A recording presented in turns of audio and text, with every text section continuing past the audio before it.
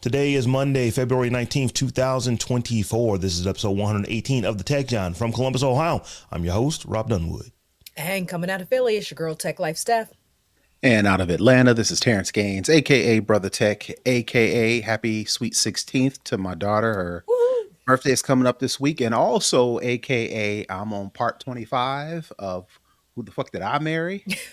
If you know, you know. Definitely go on TikTok and do a search for Who the F Did I Marry?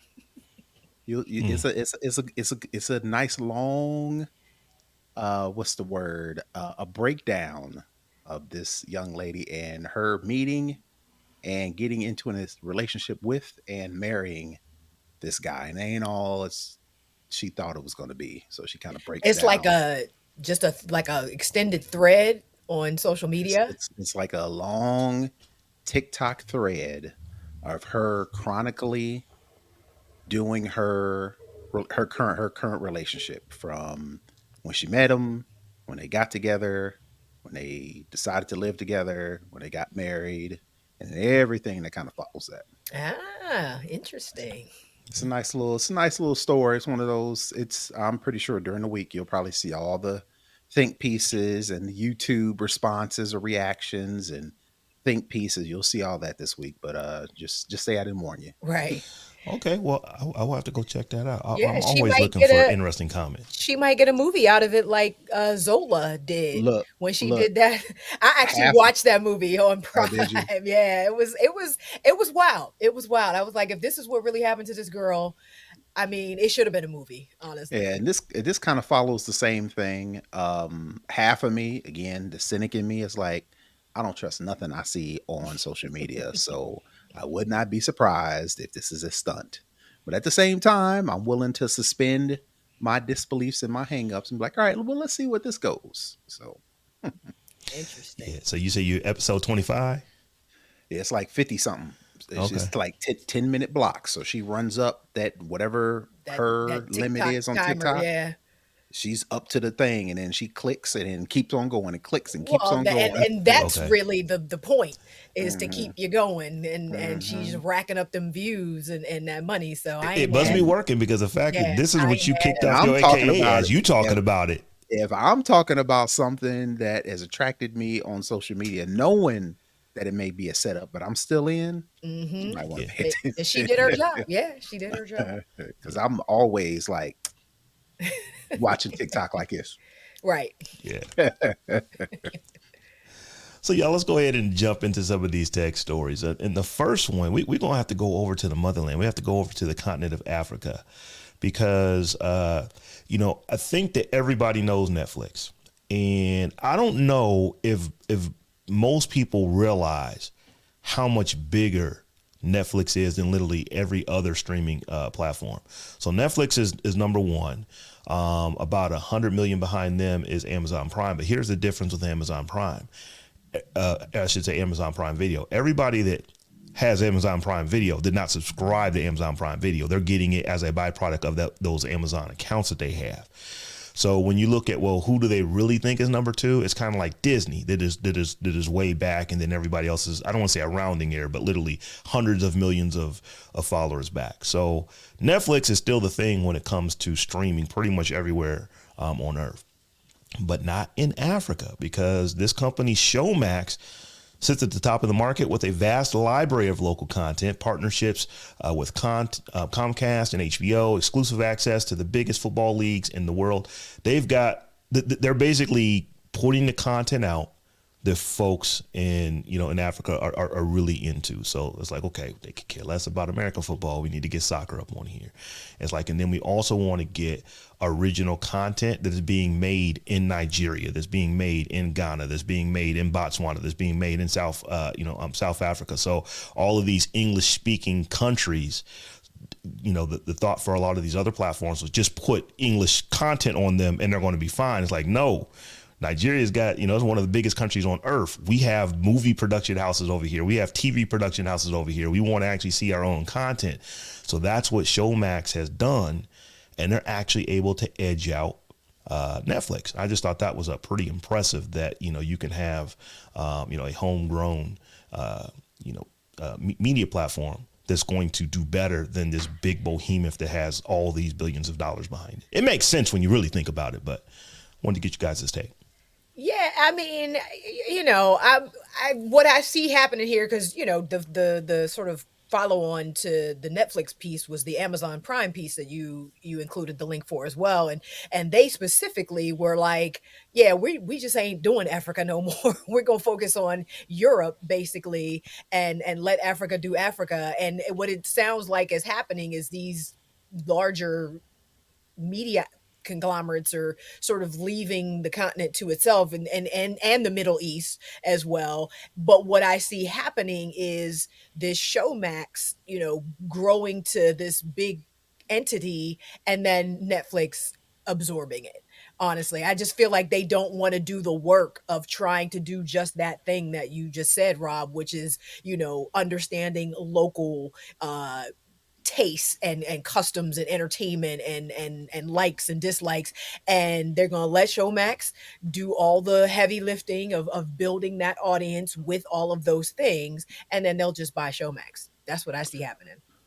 So is the announcement or this news that Amazon Prime is discontinuing support in Africa and the Middle East a response to Showmax gaining popularity? Or are they just like non coincidentally, Showmax is blowing up at the same time Amazon is like, nah.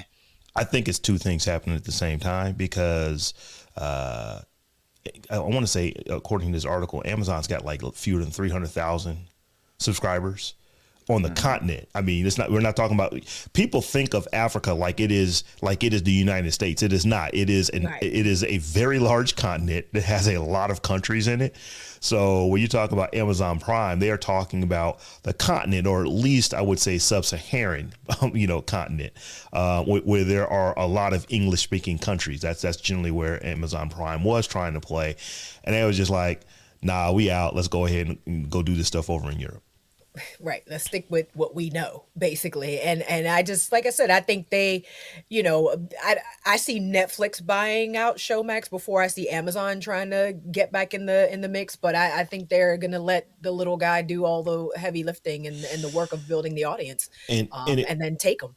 it could be one of those things to where maybe that's not the case, because Showmax is actually partnering with some pretty big media companies. I mean, they're partnering with HBO.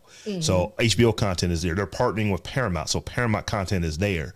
But what Showmax is doing is that they're also partnering with local media houses, and they're getting that local content. So, I mean, for Americans, when we think about TV, we think about what comes on inside of the United States. There's a lot of other content, especially if you watch Netflix, there are a lot of shows you're going to get from the UK and Europe that are English speaking. It's like, oh, that's good content. But it's not the same as watching a show that is homegrown here. And I think that when you're talking about countries that are the size that they are, like just Nigeria is over, 250 million people or 220 million people. But it is ginormous. So there's tons of local content there that, Showmax is partnering with companies there that can put that content on. So yeah, what do if you're interested in watching, shows, like why do we do the tech, John? Because we want to talk about tech, and not just talk this just about black folks, but we want to talk about tech and how it affects black folks and and people of color. Well, it's the same thing there. It's like, why would I want to just watch TV shows that are made in Europe or made in the United States if I can watch TV shows that are made here? And that's what they're doing. So I applaud them. It is really interesting to me that they were able to knock off of Netflix. And probably since Africa's a continent with a whole bunch of different other countries with different languages, different cultures, different ways of doing things. Like you mentioned, Netflix views Africa as a continent. So they're like, all right, well, if they are in the little content that they do have, they wanted to cater to all of Africa, versus I'm assuming Showmax is probably really drilled down and can get those little cultural, country to country, culture by culture references that will make the show more entertaining. And they probably work with those smaller, since they're going from a ground up and they're like the underdog, they're probably working with smaller distribution, development, production houses, so they can get that stuff up quicker versus Netflix.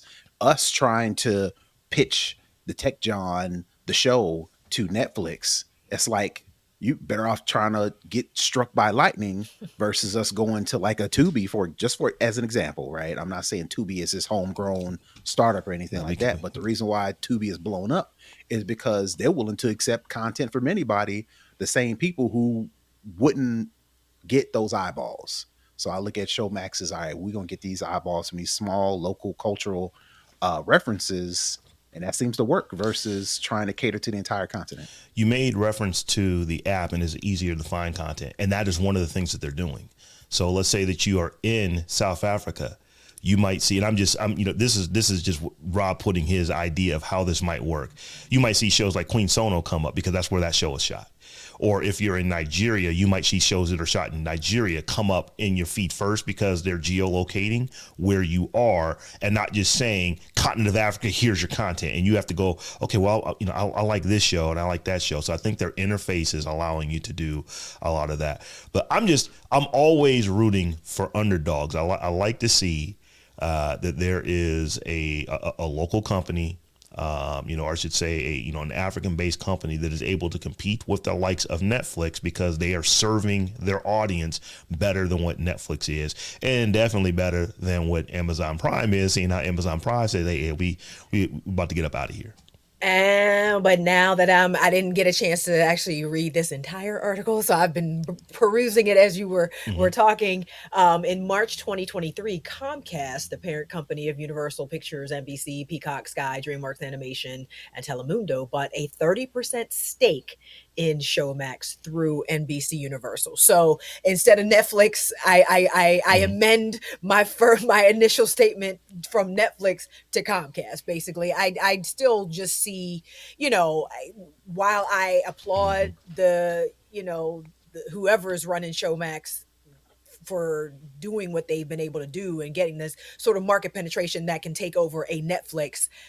Here come Comcast, bringing up the rear, and I still sort of stand behind the idea that these larger companies are just letting Showmax do the work for them, and are going to come in and swoop in with the money at on the back end once the audience has already been built, and it looks like they're already starting to do that. So I mean, I'm not mad at Showmax. I want Showmax to be successful. I want everybody, that they're working with to continue to be able to work. But this kind of is how it, it's capitalism. This is kind of how it goes. Yeah, this is kind of how it goes. Yeah, and if I was making it seem like that was not the case, that was possible, that was not my intent. I don't know who started Showmax. I don't know that it is a Black-owned thing or not. I just know that they are catering to people locally. So folks, if you have a choice, it's like, oh, it's better content for me, I'm going to go over here, then go over to Netflix, definitely then going over to Amazon Prime. And hopefully they stay that way. And this isn't like a UPN situation or an early Fox situation where I don't know how you flip it in a whole continent of people of color, but people will find a way. Terrance, you threw out Tubi. Let's definitely hope that it's not like what Fox was, because if we are old enough to remember back in the day, when you watch Fox, you was watching the black shows. That's where you was watching New York Undercover. That's where you was watching Martin. That's where you was watching Living Single. That's where you was watching, all of this content that kind of catered to us. And then all of a sudden, these shows got big, and they said, let's do the switcheroo. Let's do Fox News now with that money. So Tubi is also owned, and I know that we didn't have this in our show notes, but Tubi is also owned by the Rupert Murdoch family. So when you think about what is happening, your boy Roland Martin did a piece on this Tech Life stuff. He was basically talking about, it's like, y'all need to be careful with all this Tubi TV, because this is what they did with Fox. It's like, you went and you had all of this content, and it's like, and it was great, and we loved it. Why? Because it was where we could go to get the kind of content we wanted. And then once that money really started rolling in, okay, let's take that money and let's fund Fox News, and then it all changed. So now, I think they're doing something similar. There's a random, I guess, I don't know if I actually call it random or not, but there's a station way up on the dial, if you will, on the cable dial called Dabble. DABL, and they used to be all like home. It was like a HGTV basically, Hmm. but like a lower budget sort of HGTV. But I love those type of shows. I watch design shows all the time, so Mm. I was down. Me and Dabble was kicking it. They have switched Dabble's entire programming to black shows now. They are Okay, literally running I see it. girlfriends, one Half and on one, half, the half and Parkers. half, the Parkers, and they literally just Hmm. run the same episodes every day. Like, and I watch those too because I love them. You know what I mean? I love me Hmm. some girlfriends, but I'm curious to see what they're really trying to do with that network because they literally Hmm. changed the entire format overnight, and it was literally overnight because I was watching it. I was watching, This Old House, and then the next day I was watching Girlfriend. So it will be interesting to see what they do with that network, in a similar way that it'll be interesting to see what happens with Showmax once they get the traction and market penetration that I'm sure the Comcast is waiting for them to get. And I wouldn't be surprised, Dabble, when they did that about face, probably got their ears to the ground and know that we peeped game Mm-hmm. about Tubi. Mm-hmm. Not just throwing content up there, but we know the originators. We know where the money's really going, where the money's really coming from, and they're like, "All right, y'all want another option? We you can see the framework, and it's built just for y'all. So Right. bring your little projects, bring your little productions, bring them on over here." We'll see because it was very abrupt, and I mean they like all of the advertising that happens in the thing, and the marketing of the network itself is different. It's very Mhm. get into it is the slogan. I'm like, Oh, Mhm. okay. I Okay. was Let like, me guess. that's what we There's doing. there's way more advertising now, no wait there. I would imagine that the, Absolutely, the number of absolutely. commercials you have to watch per episode have probably significantly Absolutely, increased. absolutely. So Uh, I was like, "Damn, Dabble, what you doing? What we doing now? Shoot, so, have y'all been paying attention at all to Byron Allen with him trying to buy, Buy everything everything." Paramount? every Like I week. He think talk he Yeah, about offered what something is like else. 8.2 or 8.3 billion dollars for it. for Which Paramount is Plus. it's definitely a premium over what the stock is right now. But it's like, yeah, he's trying to get that now. There in the article it says that he tries to buy a lot of things that it Hmm. hasn't necessarily succeeded. But it's like, no, he has succeeded a lot. It's just that I think that he's trying to. I'm gonna keep asking. Y'all can keep telling me no, and I'm just okay. I'll go ask this company. I'll go ask that company and see what we can get. But he is definitely trying to build that media empire. And I was like, Paramount, that would be that That that's would that be you know huge. that that's Yeah, that's that's huge. I mean, not that what he's already done is not huge, but that right. it's like I But that got would put him, on a Rupert Murdoch level, yeah. So honestly. so if there's any news on that, we will definitely come back and talk about that one. So y'all, in this next story here, last week, last Friday was the 2 week. I guess can you call that anniversary Window. from the launch of the Vision Pro, and a ton of folks were returning them. I mean, like in droves. Now, I want to say it like this. I think that a ton of people were returning them. That was always the plan. They weren't the Marquez Brownlees of the world. They weren't the average consumers of the world. They weren't the Tech Me Outs of the world to where they could get them early and do the Hmm. reviews and then send them back. They had to go shell out their own money and get them, do their reviews, play with them for a couple weeks, determine whether or not they want to keep that $3,500 device, and then send them back. So I think that a lot of the returns are people who are just doing that. But there's probably a lot of validity and truth to what people were saying. So it looks like these things are just relatively uncomfortable. They're really, really front heavy.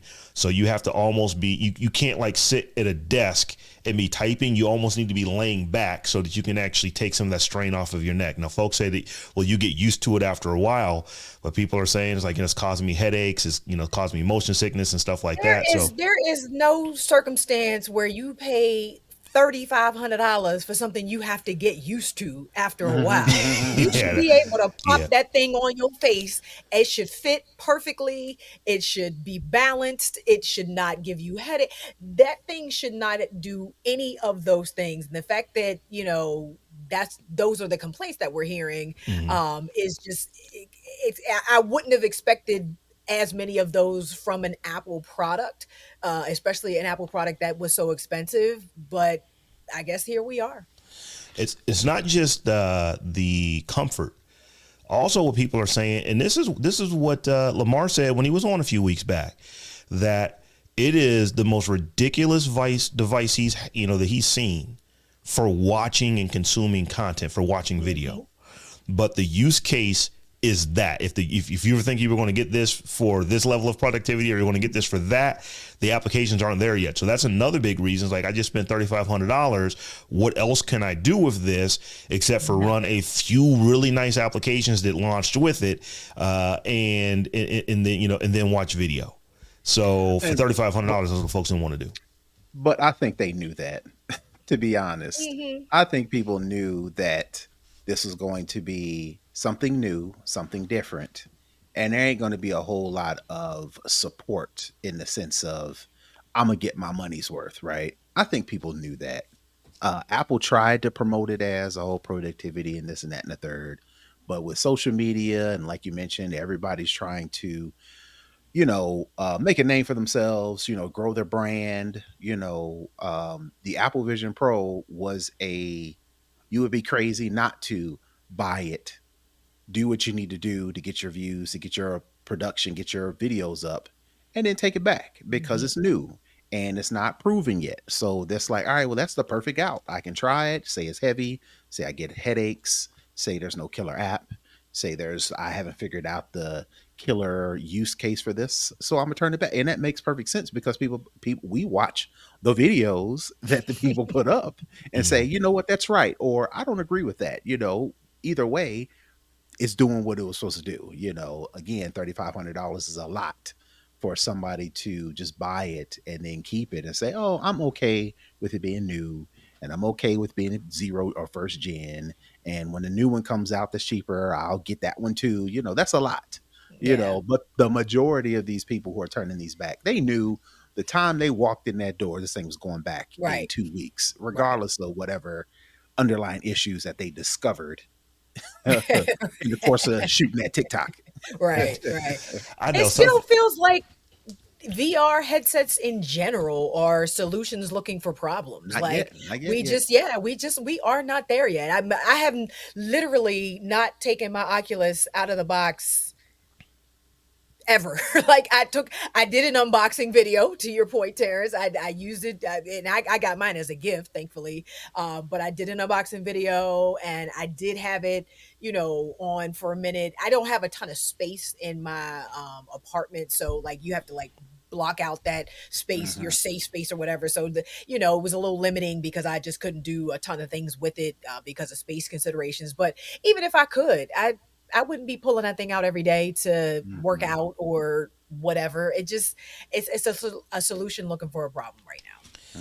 So here's my thought on this.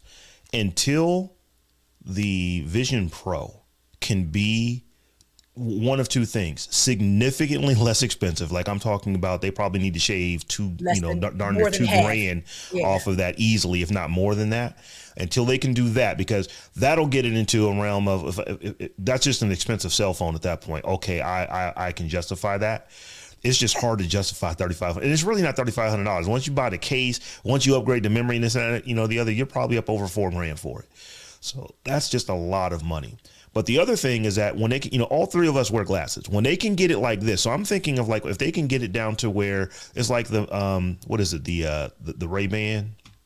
The Ray-Ban, what is it, the Metas or something like that. Until they can get it to that size, to where you're just wearing it and you just tap a button and all of a sudden the screen just goes over and you're now looking at in your regular glasses. I think until it gets to that point, I don't know that VR is ever going to be as utilitarian as we ever thought it was. Just for regular folks, because people don't tend to just want to walk around wearing motorcycle helmets that you interact with your world through the motorcycle helmet. Yes. And I mean, unless we, get shut down again, God forbid. Knock on wood. If this device would have came out in like 2019, early 2020, I don't know if many people would be sending them back, and they probably would have made more. I could definitely see pulling the Oculus out if I have to stay in the house. But yeah, otherwise, it just don't make sense. So here's the next part of this. So last week, your boy Mark Zuckerberg, I don't know why so many people are giving this man flack over what he did. But he essentially did a video where in the video he said that at first he thought that he was going to say that the Meta Quest 3 was a better bargain. But then after using the Vision Pro for a while, he's decided that it is actually the better, virtual headset. That you could do more with it. There's more things that you can do. And he just thinks it's better. And people are lambasting him. It's like, what did you think the man that owns the company that makes his device is going to tell you? Did you actually think that there's any chance he's going to come out and tell you, yeah, it's like, I don't buy my device that costs because he kept saying this 1/7 of the price. Go buy this more expensive device that don't have nothing to do with us. I don't understand why people are like, saying that he's being, disingenuous and stuff like that. It's like, no, he sells a device. He's being very genuine. He is genuinely telling you his opinion because his opinion needs to be his device is better and that you should be buying his device because it is 1/7 of the price. I want to say he said that 3-4 times in his video. He's being petty. Because it's like, don't you got better things to do than be messing around with Apple's Vision How Pro? about moderate your content on your platform? How about protect these kids online? Then you just get dragged into court or into Congress to testify about why your content was so damaging to young people. Like, work on that. Stop putting out videos, dumb videos for no reason. Stunts like that lead me to believe that them people that he ripped off to create the social network were right because he sounds petty enough to do something like that for where, like I mentioned, it's like, man, you got a million other things to do. You took time out of your day to set up a camera to dump on your competitor for no other reason to just dump on the competitor. We know the Meta Quest and the Vision Pro ain't the same thing, just based on the price.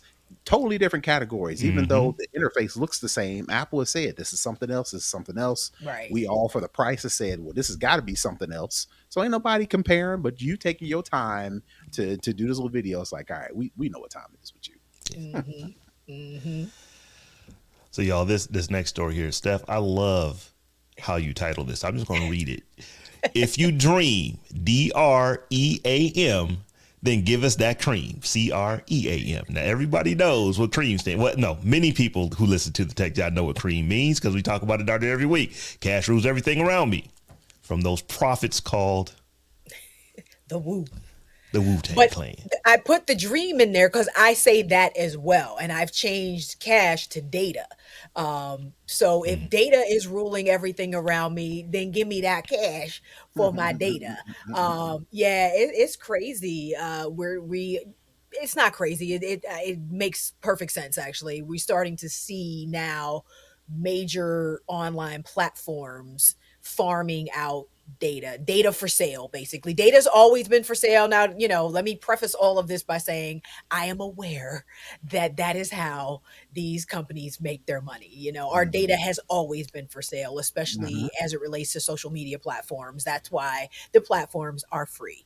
However, I think, when you start moving into a space where you're literally just this level of transactional thing, I think is different than just, let me sell these demographics to advertisers versus let me sell your actual data, the stuff you typed, the things you said, your thoughts, your photos, your whatever. Let me sell the actual data to brokers to train these large language models. Or I think there's a difference there. Or let me use your data to build our product that then we're going to turn around and sell to you and sell back to you. Right. So recently Reddit came out to say that they had reached a deal, a multi-million-dollar licensing deal with an AI company. So about $60 million a year that they'll be making on people's data.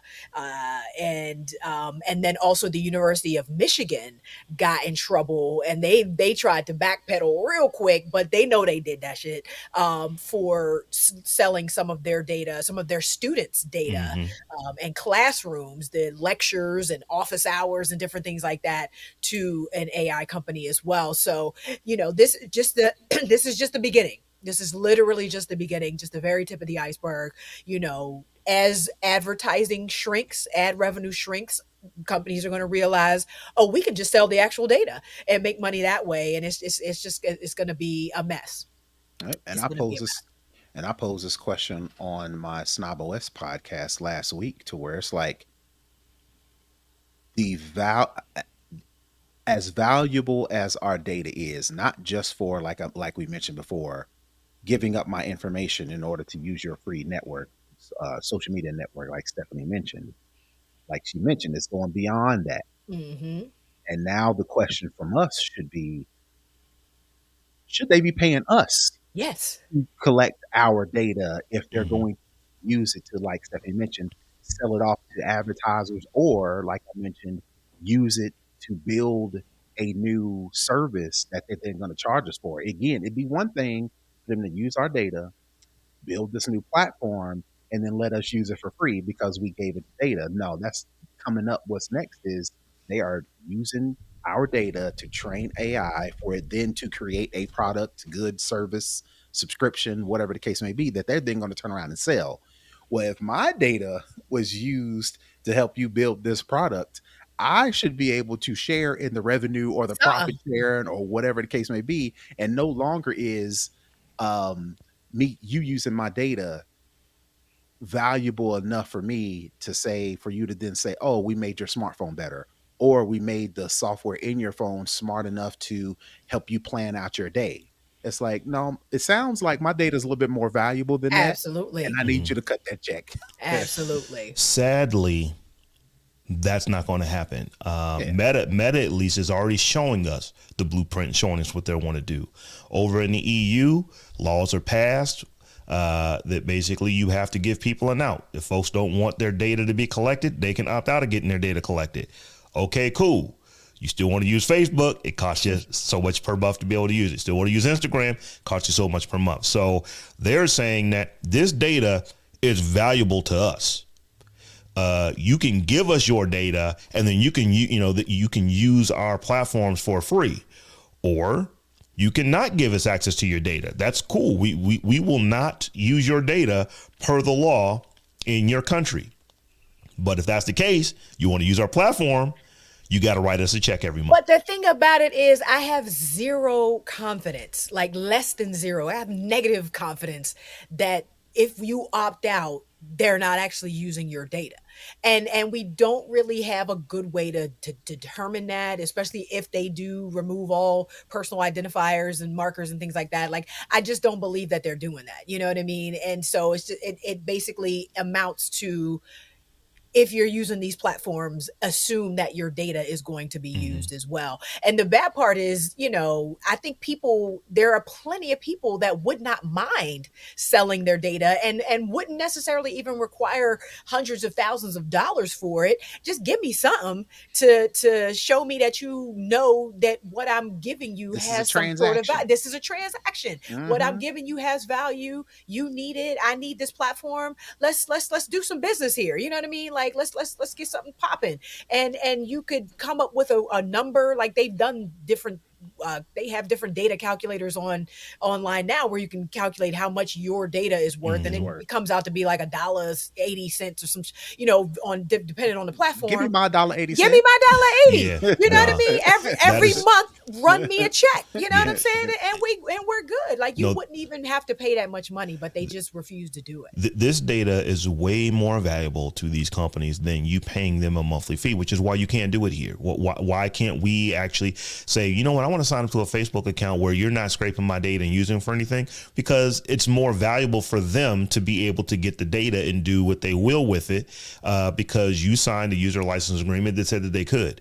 So the only reason that this is happening in the European Union is because the law says that they have to offer this.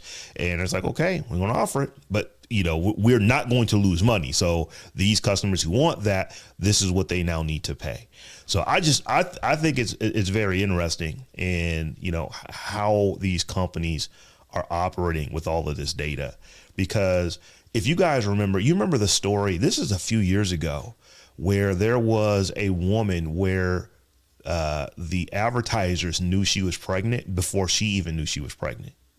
I, Remember? I remember vaguely, Yeah. yeah. So She was this like is getting ads for cribs yeah, and yeah. exactly. And it's like, what's going on? It's like it wasn't until like weeks later that she actually found out she was pregnant. It's like, oh, okay, that's why. Um, but this is like pre-generative AI, the way that we know it today. In fact, that might even been pre-pandemic that story came out. So just think now that we're going to, you're taking all this data, and as you were saying, Steph, it's not just our data like we were thinking that, like Cambridge Analytica type data. It's like, no, they're logging keystrokes. They're literally getting Absolutely. everything that you put into the system. They're now saying that is up for grabs, and they're going to use it to train these large language models. And we're going to move into this next story here, in just a moment. But it's just like, what do we always say? Do not voluntarily build Skynet. That is that is not what we should be doing out here. And But that is where we're going. and then the risk though is that every entity is going to start doing this. Like I said, you understand it from a social media platform whose main revenue was ads, and now they got to figure out something else, and just the volume of data they get every day, all day, 24 hours a day sort of lends itself to this kind of thing. But a university like University of Michigan, where they were recording office hours, where you're having personal conversations with professors that are supposed to be off the record or confidential or things like that. And then, hospitals now see another in like once people get a real whiff of the type of income they can make from data, you know what I mean? Like you're gonna have people with like I have a website, who's to say and disclaimer, I would never sell anybody's personal data, but I'm collecting email addresses and interacting with people and different, like I Hmm. think everybody now, just the same way every company's a tech company, every person on the internet can be a data broker Or a now. brand, and Yeah. yeah, Hmm. Every person can do some sort of data brokering. So now uh-huh. anytime you're interacting with any person online, you got to think about, is this person collecting my data, and what are they planning to do with it? And they going to see this quick snatch and grab and quick way to get a bag, and everybody is going to start collecting data, and they're not going to be prudent with how they store it. They're not going to be safe with how they secure it, They're not and gonna be honest with what they do with be it. honest with what they do with it. And it's just going to be a data free for all, a data free for all. This is how valuable this data is. We talked about this in a story last week where Sam Altman, the CEO of OpenAI, basically went to companies and governments around the world and said, "I'm gonna need about $7 trillion right fast," and did not stutter when he said it. Mm-hmm. So if one AI company is saying we need $7 trillion in investments in semiconductors and stuff like that, so you can, we need you to build the infrastructure so we can do what we really want to do when it comes to AI, and did not stutter when he said it, you know how valuable all the data that they're using to That's right. train these systems are. So yeah, we probably need to look at this a little bit differently, but I know how people are. It's like, I'm not paying to use Facebook. My data's already out there anyway. Just go ahead and do what you want to do with it. I And just wish we just call a bluff just one good time, and we'd be like in mass, say, nah, for Right. a We month or want our so, money. Yeah. we ain't using Facebook at all, Right. and Run me my is and and watch them flinch. Run yeah, me That's my I know that's money. a yeah. I know that's a big wish Yeah, sandwich, but exactly. I just want us one time, power to the people. We recognize and mobilize how whatever Killer Yeah. Mike said. Yeah. Yeah. So You, so you would uh hope. so Steph, this is this last one we're going to talk about. This is another one of yours, and you put this in late, so I had to go and read it. But it's like, is Air Canada tripping? I mean, Tripping. tripping. Okay, like I just said, we do not want to build Skynet. Why are y'all doing this with AI? So go ahead and tell us stories. Like, how did you write it? Is AI liable for what it says? Right. So go ahead and tell us about what Air Canada's chat bots are doing and how they're So dealing with folks. after months of resisting, Air Canada was forced to give a partial refund to a grieving passenger who was misled by an airline chatbot inaccurately explaining the airline's bereavement travel policy. On the day Jake Jake Moffat's grandmother died. He immediately went to Air Canada's website to book a flight, but he was unsure of how the bereavement rates worked. So he had a conversation with the chatbot on the website, and the chatbot provided inaccurate information, encouraging Moffat to book a flight immediately and then request a refund within 90 days. In reality, Air Canada's policy explicitly stated that the airline will not provide refunds for bereavement travel after the flight is booked. So he went off of what the chatbot told him to do and bought his ticket thinking he can get reimbursed for it. But their policy is actually that you have to, I guess, let them know that it's bereavement up front Mm-hmm. to get your money back. So there was a disconnect between what the chatbot told him and what their actual policy was. And they did not want to give him his refund.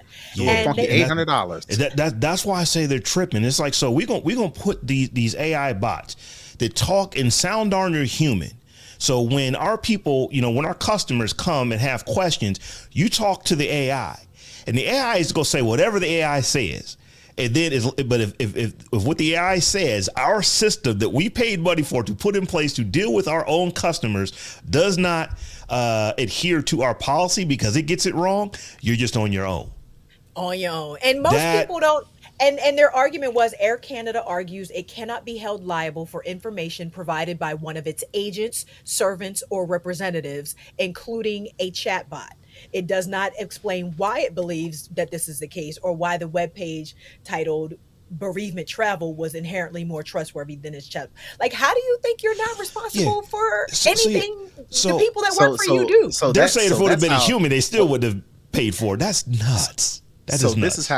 this is how Skynet starts. And if you watch Terminator 2 or you watch all the movies, they always say, Matrix, all of them. They always say the reason why we have to then attack AI is because AI has identified humans as the problem. Hmm. We're the germ, we're the virus, we are the problem. So therefore the robots have to get rid of the humans. That ain't how it starts. The way Skynet really starts is the AI is trying to help the humans out. It's like, all right, here's what you need to do. If you want to get your little refund, do this, do that, and the third. And then the company is like, oh no, we need to get rid of AI. So then they launched the Yeah. missiles to kill AI because AI is trying to hook the humans up on the hookup. It was not a preemptive strike. They were reacting. They were They're reacting. losing money. But it's They're like losing money. this one is nuts to me because the way that you just described it, they're saying that our agents, we can't be held for what our agents say. So to me, that sounds like if I call Air Canada and say, hey, what is your policy on this? And the person that works for your company tells me something that is incorrect, Right. that I'm responsible for what they told me that's wrong, For not the bad them. information. That is nuts. It's And insane. it's got to be legal. Some lawyers probably figured out how they could say it, but that would have me never wanting to fly on Air Canada. It's Well, that insane. reminds me. But it reminds me of that Incredibles part where the Mr. Incredible is working at the insurance company, and the old lady is coming in trying to get an insurance claim, and he's like, "All right, what I can't tell you is you're not supposed to get file form 230 and then go Right. deliver it to what?" And she's like, "Oh," she's writing it down. He's like, "I'm not supposed to tell you whatever." And then he told her, and then the boss comes in. It's like, "We do not. This is not how you do things." He's like, "You don't give people their money." He's like, "No." Right. Right.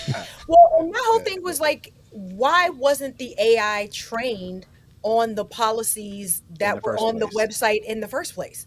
Like, why Hmm. would there be a disconnect between what the AI said and what it should have been trained on, which is the policies in the website? Like, and to further the Skynet conversation, like this AI made this decision on its own, like Hmm. based on you can talk Based on about the whether, information I yeah, gave it. you could talk Hmm. about whether it was sentient or not, but it made the decision on its own to give this person incorrect information.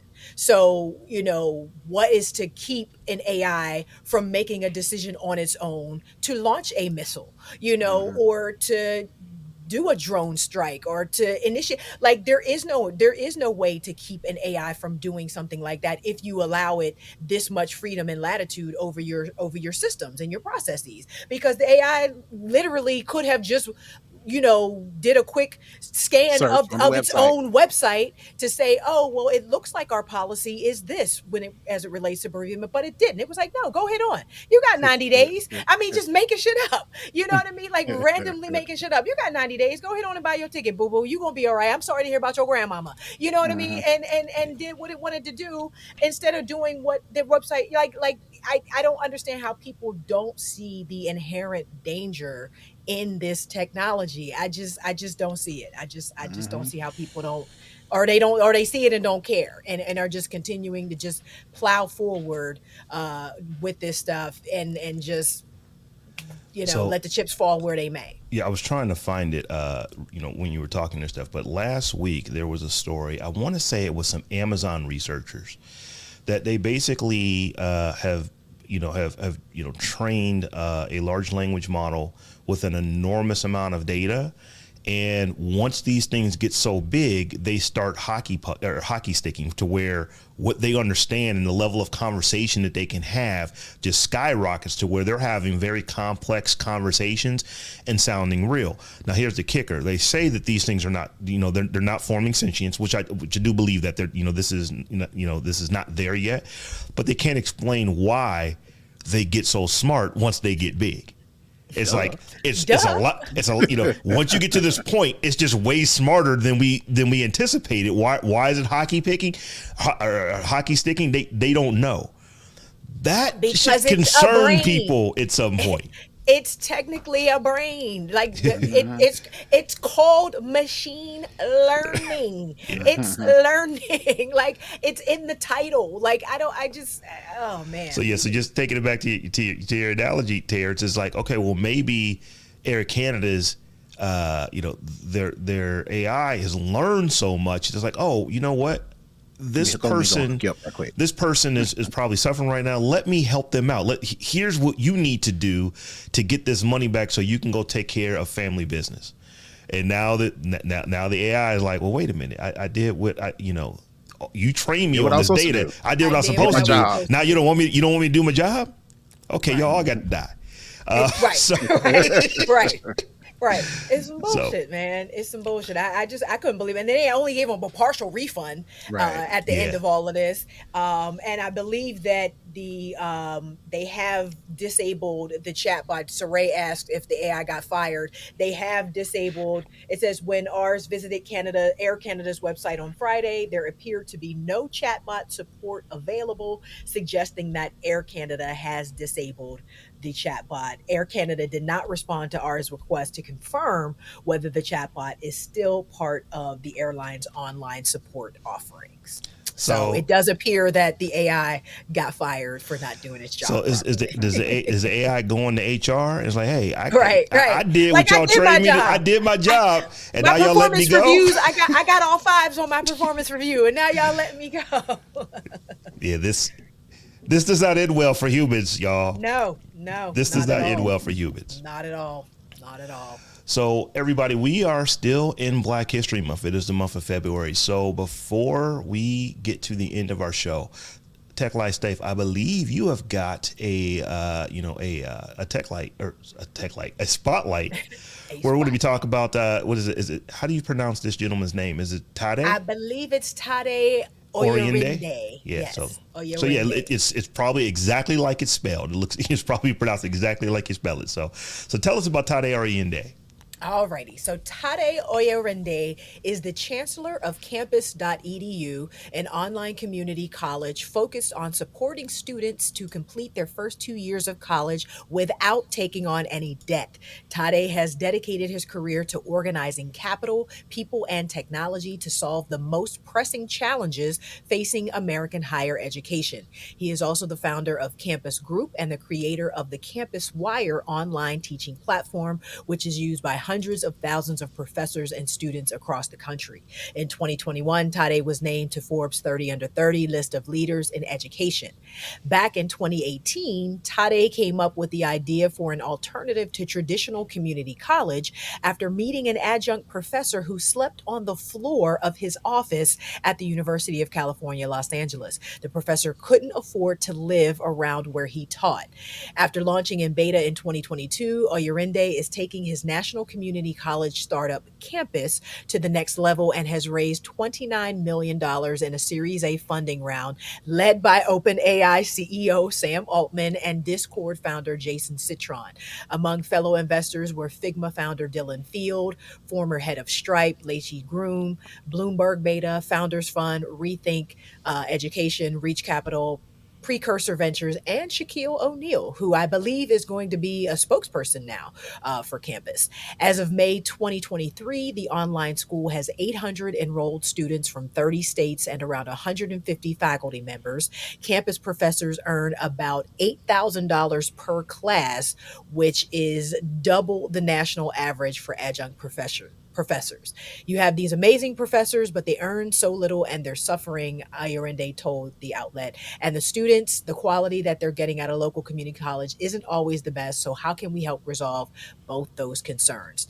The cost for 1 year of tuition at the community college is around $7,000. For students who are eligible, their tuition can be fully covered by a federal Pell Grant. In addition, campus provides laptops, Wi-Fi, and support services. Campus's mission is to help students avoid high debt for a bachelor's degree after transferring once they complete their coursework at the online community college. So I thought, shout out to old boy, making education affordable for folks. I love that. I love that they're making education affordable. But college is not for everyone. I'm hearing just these horror stories where folks are going to school for 4 years and they're getting degrees in, communications. They're getting degrees in philosophy with a minor in English and stuff like that with no prospective job outlook. So you literally spend $40,000 a year to go to school to get out to make $36,000 a year. Right. When you could have started at a job making 28 and got to 30, and got to 36 literally within a year without the college degree. So, we always go to a two-year associates, yeah, get the little certificate or whatever, and then figure out if I want to do the rest. Or you just may find out with just the 2-year degree under your belt, you may be off and running. Good, right? Yeah, right. And it doesn't have to be. You can go like I just saw one of my nephews, and he was telling me how excited he is that next year he's going to be going to. He's basically be doing skilled trades his last 2 years of high school. Mm-hmm. So he wants to become a welder. So that's what he's going to basically taking machining his last couple of years. And he was just telling me how excited he is. Are they going to help him get into the union once he gets, hopefully there'll be a pathway to the union? We didn't get that deep into it. I'm talking with the 10th grader, but the thing is, he's going to, like his last 2 years of high school, he won't be going to the regular high school. He'll be going to the joint vocational school to where he literally will spend 2 years working towards getting his journeyman's card. So I don't think that he would be done after 2 years of high school. I think that there might be an additional 2 years because it's probably 4 years to get. I don't know. I'm not a skilled trades person, but however long it takes, I don't know that just high school is enough to do it. But he's well on his way and would be very, very employable as soon as he graduates high school, probably even before. So like I said, we should always talk about those kind of programs as well, because like I said, there was a TikTok story not too long ago where it was a young woman in New York who was talking about how she thought when she graduated with her philosophy degree, that she was going to be an influencer. And I feel for her because now it's like, I have to go out and find a job, and I have $160,000 in student loans. Debt, and I can't. I'm trying to get a job as a barista. I'm trying to literally get any job that I can. So her problem is that we don't want to hire you because you have too much experience. And say, I have no experience. I've never worked anywhere before. But it's that degree that she has. They think she's going to do that just until she, jets and goes somewhere else, which actually probably is the case. But culture got these kids fucked up. basically. Yeah. So Say Thinking what? that Say what? The what influencer culture? culture Oh yeah, yeah, got yeah, me yeah. yeah. is fucked up. You Man. know, thinking that that's, and I'm not saying it's not a quote unquote viable career path, but that definitely should not be the main thing right out the gate. You know Right. what I mean? That needs to be the side hustle for a little while until you are able to sustain yourself doing this thing. And people don't treat it like that, and you should be And like, I go get wanted a to. job. I don't want to clown this young lady for saying, well, that's what she wanted to do, because she's not saying that that was an excuse. Her thing is that, you know, I'm a year beyond where I probably should be. Probably should have been looking for jobs right out of college, or actually when I was in it and doing them Yeah, internships and stuff like that. But it's just a fact that she has a whole 4-year degree, graduated on the dean's list, and cannot find a job anywhere. So this is where I'm talking to young folks about, if college is your thing, I'm all for it. Just make sure when you go to college, you're actually taking courses that are going to allow you to get gainful employment. And, or you know, doing the work in advance to set yourself up for when you right. graduate. You know what I mean? Like, you can be a philosophy major, but you need to be doing internships every summer. I don't know what philosophy majors do. Scholarships and Yeah, like, fellowships I don't when know you leave. where do philosophy majors work when they graduate? I have no, I'm not being facetious at all. I have no idea where you go get a job after you've been a philosophy major, but you should have an idea if you are a philosophy major, and you should be setting that up before you get out of school. It's just crazy to me that we just weren't allowed to do it. And Yeah. I don't know if that was just a function of my Yeah, HBCU, my illustrious I actually HBCU. have We weren't allowed to do that. You weren't allowed to leave school without a plan. a You guy weren't. that I worked with for years, you know, and he's, a work friend. We haven't really stayed in contact other than, hey, how you doing, once or twice a year on LinkedIn and stuff like that. But his degrees were in art history and philosophy. Why? Because, and he will tell you this, so I will tell you this, because that's where all the girls were. He, you know, for him, he thought he was going to be, so it's like, if I go take these classes, I could get one up on dating. Because it's like, I'm not the most, how do you say it? I'm not the greatest looking guy in the world, so they need to think that I'm erudite, so they actually would have conversation with. And that was the They ain't reason gonna care if you area that you ain't got no money. Exactly, but that's what he thought. And it was like, he started figuring out around the time of his senior year, it's like, okay, where am I going to go work? Because it's like, okay, I'm not trying to go philosophize. I'm not trying to go work in the art museum. So what I'm going to do? So he basically, for his entire senior year, and I think he even did like some post, what do they call it when you've graduated, but you still take some undergraduate classes? That's was post undergraduate classes. I think that's the actual name of it. Yeah. But he did that for like another semester. So even after he graduated, he took some additional classes so he could get a minor in computer information science. So this dude with a philosophy and art major history, art history and philosophy major, took some computer classes so he could actually go get gainful employment. And this is something he was doing back in the 90s. So it's like, it is way worse today in trying to find a job. So I feel with folks on that. But y'all, it's about that time. So let's go ahead and wrap up. Tech Life Steph, why don't you tell folks how they can get at you? You can follow me all around the web at TechLifeSteph, or check out my website at stephaniehumphrey.com. And you can find me all over the internet at Brother Tech. That's BROTHATECH.